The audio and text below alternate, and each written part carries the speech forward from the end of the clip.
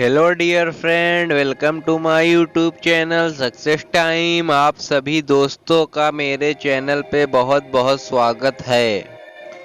आज हम लोग बहुत ही आसान तरीके से प्रतिशत निकालना सीखेंगे। सबसे पहले हम जानेंगे प्रतिशत का अर्थ क्या होता है, प्रतिशत किसे कहा जाता है। प्रतिशत का अर्थ प्रति सैकड़ा होता है। दूसरे शब्दों में हम कह सकते हैं कि प्रतिशत वह भिन्न है जिसका हर 100 होता है। यानी प्रतिशत वह भिन्न है जिसका हर 100 होता है। अब बात करते हैं प्रतिशत के चिन्ह या सिंबल की। प्रतिशत का चिन्ह या सिंबल कैसा होता है।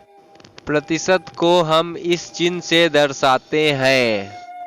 प्रतिशत बराबर होता है बटा में 100। यानी प्रतिशत वह भिन्न है जिसका हर 100 होता है। आपको मैं उदाहरण के जरिए समझाता हूँ।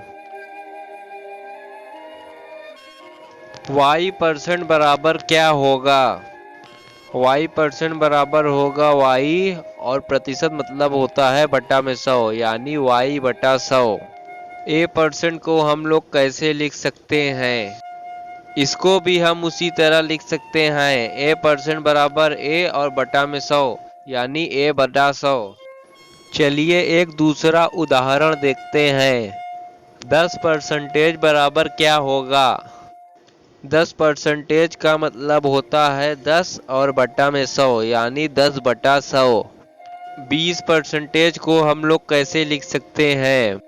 20% बराबर होगा 20 और परसेंटेज का मतलब होता है बटा में 100, यानी 20 बटा 100।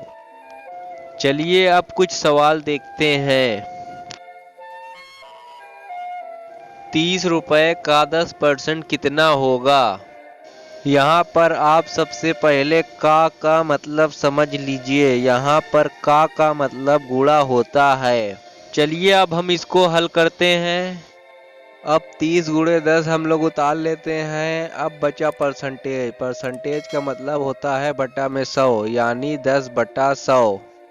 अब नीचे के दो जीरो से ऊपर का दो जीरो काट लेते हैं। अब बचा 3 गुणे 1, यानी 3। 30 रुपए का 10% 3 रुपया होगा। चलिए नेक्स्ट क्वेश्चन देखते हैं। 20 रुपए का 20% कितना होगा। इसको भी हम उसी तरह हल करते हैं। 20 गुणे 20 हम लोग उतार लेते हैं और परसेंटेज का मतलब होता है बटा में 100, यानी 20 बटा 100। अब नीचे के दो जीरो से ऊपर का दो जीरो काट लेते हैं। अब बचा 2 गुणे 2, यानी 4। 20 रुपए का 20% 4 रुपया होगा। नेक्स्ट क्वेश्चन देखते हैं। 400 का 16% कितना होगा। इसको भी हम उसी तरह हल करते हैं। 400 गुणे 16 उतार लेते हैं और परसेंटेज बराबर होता है बटा में 100, यानी 16 बटा 100। अब नीचे के दो जीरो से ऊपर का दो जीरो काट लेते हैं। अब बचा 4 गुणे 16, यानी 64। 400 रुपए का 16% 64 रुपया होगा। नेक्स्ट क्वेश्चन देखते हैं। 600 का 15% कितना होगा। इसको भी हम उसी तरह हल करते हैं। 600 गुणे 15 उतार लेते हैं और परसेंटेज बराबर होता है बटा में 100, यानी 15 बटा 100। अब नीचे के दो जीरो से ऊपर का दो जीरो काट लेते हैं। अब बचा 6 गुणे 15, यानी 90। 600 का 15% 90 रुपया होगा। नेक्स्ट क्वेश्चन देखते हैं। 200 रुपए का 45% कितना होगा। इसको भी हम उसी तरह हल करते हैं। 200 गुणे 45 उतार लेते हैं और परसेंटेज बराबर होता है बटा में 100, यानी 45 बटा 100। अब नीचे के दो जीरो से ऊपर का दो जीरो काट लेते हैं। अब बचा 2 गुणे 45, यानी 90। 200 का 45% 90 रुपया होगा। नेक्स्ट क्वेश्चन देखते हैं 2000 का 5% कितना होगा।